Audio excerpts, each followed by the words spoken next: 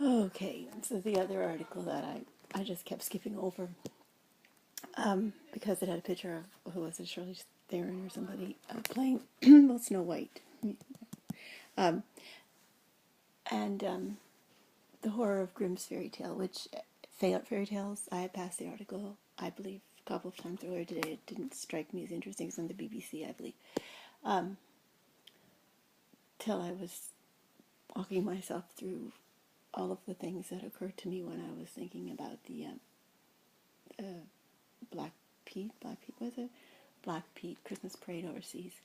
And I realized, isn't that where they have all the Hans Christian Andersen, at least, fairy tales, and how horrible fairy tales are, or good fairy tales are, for giving the whole truth and often having it more religious than most people have reached the understanding to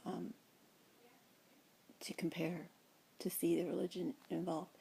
And I got to thinking about the Bible readings that I've been reading again, and up until this year, I had been wanting to read the Bible, and I had started at Genesis and recorded my readings of Genesis and done my Bible reading a day, but I hadn't gone through the Bible the way I wanted to, with the some sort of a guide to go through it for the whole year or to go through the whole Bible.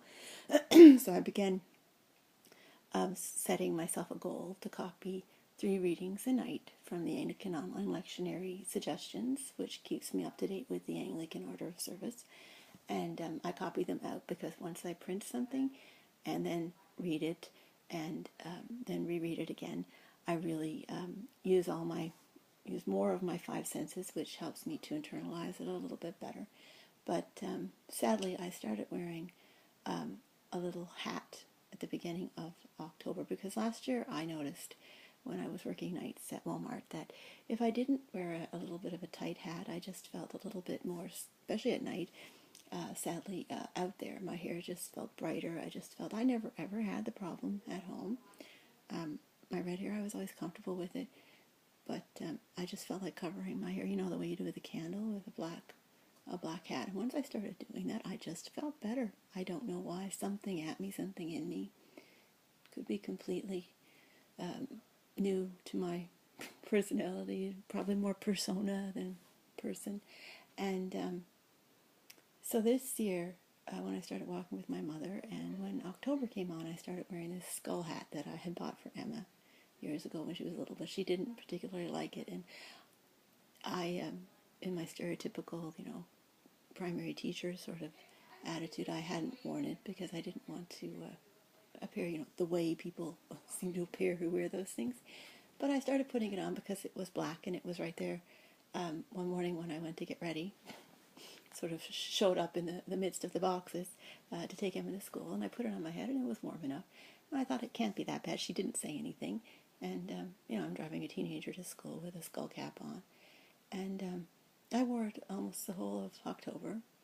It's just a Halloween. That was my answer. It's a Halloween decoration. It's a Halloween hat. It's an October hat. And it fit nice, and it was comfortable, and it was dark. But when I was reading the Bible reading, one of the Revelations passages, not the ones with the vials of fire and the vials of blood, all of those things which, very real to life if you stop to think about them. It was the one about the 7 crowns coming down on a person's head. And I'm a woman, so I wouldn't have thought about it, but maybe I'm just, one of these addendums who are walking through something to explain it for somebody who wouldn't explain it or wouldn't get to explain it, or, we're only watching the son kind of thing. They're watching the man, they're watching the boy, so they're not holding the woman down the same way. But it occurred to me one day as I was praying, as I was, thinking, trying to keep myself tiny, but, with God at the same time, that a crown is a skull. So to have 7 crowns, or however many crowns it was in that particular Revelations passage, on your head, sadly, I was walking around with them on my head. Now, I'm sure I'm not anything to do with the Revelation except another way, at least for myself personally, to stop and use my environment to think about what these things could also mean in an everyday sense.